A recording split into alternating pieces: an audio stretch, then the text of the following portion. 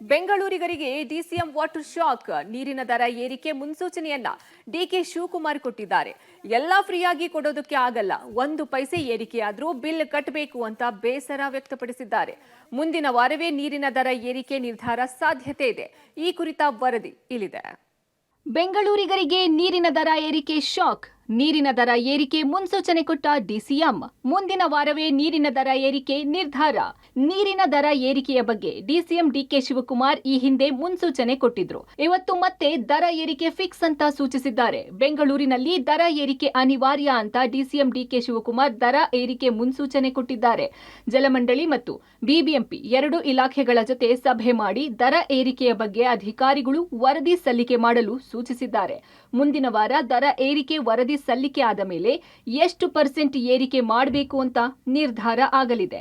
ಇನ್ಮೇಲೆ ಕಾವೇರಿ ನೀರನ್ನು ಫ್ರೀಯಾಗಿ ಕೊಡೋಕೆ ಆಗಲ್ಲ, 1 ಪೈಸೆಯಾದ್ರೂ ಬಿಲ್ ಕಟ್ಟಬೇಕು. ಸರ್ಕಾರಿ ನೌಕರರು ಸಂಬಳ ಜಾಸ್ತಿ ಮಾಡಿ ಅಂತಿದ್ದಾರೆ. ಹೀಗಾಗಿ ಎಲ್ಲಾ ಸರಿದೂಗಿಸಿಕೊಂಡು ಹೋಗ್ಬೇಕಲ್ವಾ ಅಂತ ಕೇಳಿದ್ದಾರೆ.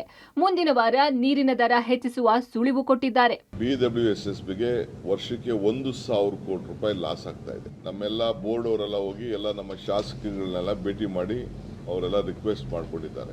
ಒಂದು 20 ಕೋಟಿ ರೂಪಾಯಿ ಅಷ್ಟು ಹಣನ ಗೌರ್ಮೆಂಟ್ ಇಂದ ಬಜೆಟ್ ಅಲ್ಲಿ ಕೊಡ್ತಾ ಇದ್ರು. ಬಿಜೆಪಿ ಗೌರ್ಮೆಂಟ್ ಬಂದ ಮೇಲೆ ಹಣನೆಲ್ಲ ನಿಲ್ಲಿಸಿದ್ದಾರೆ. ಅದು ಕೂಡ ಕಂಟಿನ್ಯೂಷನ್ ಆಗ್ತಾ ಇದೆ. ಸೊ ಎಲ್ಲರೂ ಕೂಡ ಅಟ್ಲೀಸ್ಟ್ ನಾಮಿನಲ್ 1 ಪೈಸಾ 2 ಪೈಸಾ ಆದ್ರೂ ಕೂಡ ಕೊಟ್ಟು ಲೀಟರ್ ಕೊಟ್ಟು ಕನೆಕ್ಷನ್ ತೆಗೆದುಕೊಂಡು ಮಾಡಬೇಕು. ಎಲ್ಲವನ್ನು ಫ್ರೀಯಾಗಿ ಕೊಡೋಕೆ ಆಗುತ್ತಾ?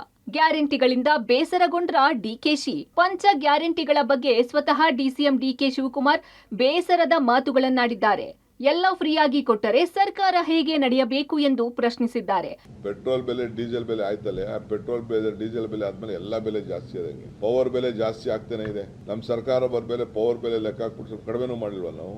ಏನ್ ಮಾಡ್ತೀರಿ? ಈಗ ಹಿಂದೆ 35 ಕೋಟಿ ರೂಪಾಯಿ ಇತ್ತು ಪವರ್ ಬಿಲ್, ಈಗ 75 ಕೋಟಿ ಆಗ್ತಾ ಇದೆ. ಹೆಂಗೆ? ಎಲ್ಲರಿಗೂ ಕೂಡ 10% ರೈಸ್ ಮಾಡ್ತೀವಿ, ಸ್ಯಾಲರಿಗಳನ್ನ DA ಜಾಸ್ತಿ ಮಾಡ್ತೀವಿ. ಏನಿಲ್ಲದೆ ಹಂಗೆ ಎಷ್ಟು ದಿನ ಫ್ರೀಯಾಗಿ ನಡೆಸಕ್ಕಾಗ್ತದೆ? ಸಂಬಳಗಳು ಕೊಟ್ಟಿಲ್ಲ ಅಂತ ಜಗಳ ಮಾಡ್ತಾ ಇದ್ದಾರೆ. ಇನ್ನು ವಿದ್ಯುತ್ ದರ ಹೆಚ್ಚಳವಾಗುವ ಸಾಧ್ಯತೆಯೂ ಕಂಡು ಬರ್ತಿದೆ.